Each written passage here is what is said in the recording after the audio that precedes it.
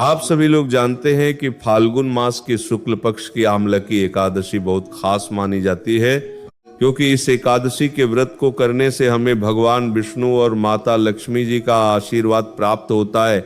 हमें मोक्ष की प्राप्ति भी होती है। और इस एकादशी को आंवला एकादशी और रंग भरी एकादशी के नाम से भी जाना जाता है, क्योंकि यह एकादशी होली के कुछ दिन पहले ही आती है, इसलिए इसे रंग भरी एकादशी के नाम से भी जाना जाता है।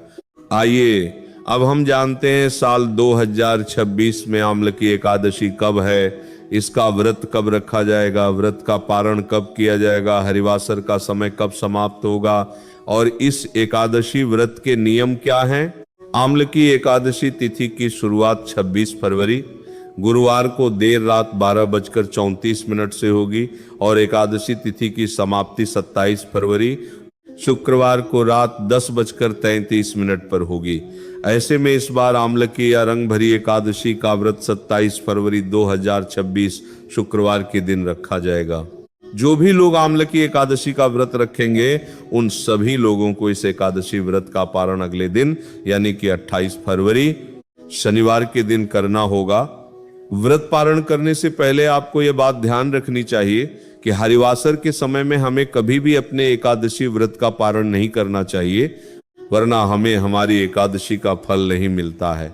हरिवासर का समय द्वादशी तिथि शुरू होते ही प्रारंभ हो जाता है और आमलकी एकादशी व्रत में हरिवासर का समय 28 फरवरी 2026 को सुबह 4:30 पर समाप्त हो जाएगा।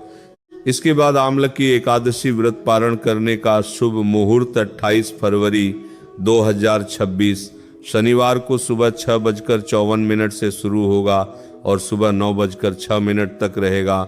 इस बीच आप एकादशी व्रत का पारण कर सकते हैं।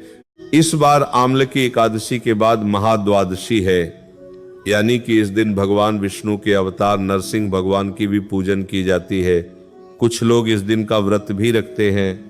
जो भी लोग आमलकी एकादशी का व्रत रखते हैं उन सभी लोगों को दशमी तिथि के नियमों का पालन करते हुए एक समय भोजन करना चाहिए और शाम होने से पहले तुलसी पत्र तोड़कर तुलसी में जल भी दे देना चाहिए।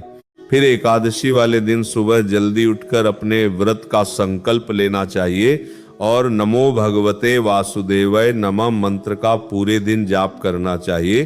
शाम के समय भगवान विष्णु और माता लक्ष्मी जी की पूजा करके घी का दीपक जलाना चाहिए। फिर इसके अगले दिन द्वादशी तिथि में शुभ मुहूर्त में व्रत का पारण करना चाहिए। व्रत पारण करने के लिए आप इस दिन विशेष रूप से आंवले का प्रयोग कर सकते हैं और गंगा जल या भगवान के किसी प्रसाद का उपयोग करके भी आप व्रत खोल सकते हैं। व्रत खोलने के बाद भी आपको शुद्ध और सात्विक भोजन ही इस दिन करना चाहिए। आंवले की एकादशी व्रत में आपको इस दिन आंवले के पेड़ की पूजन भी जरूर करनी चाहिए, घी का दीपक जरूर जलाना चाहिए और भगवान विष्णु को भी आंवले का भोग जरूर लगाना चाहिए। एकादशी व्रत में दशमी और एकादशी के दिन चावल का प्रयोग नहीं करना चाहिए और द्वादशी तिथि में व्रत खोलने के बाद आप चावल का प्रयोग कर सकते हैं। इस तरीके से फाल्गुन मास की शुक्ल पक्ष की इस आमलकी एकादशी या रंग भरी एकादशी का आपको व्रत रखना है। अगर अभी भी आपके मन में इस एकादशी को लेकर कोई प्रश्न है तो वह आप हमसे कमेंट करके पूछ सकते हैं। आप ये वीडियो कहाँ से देख रहे हैं, कमेंट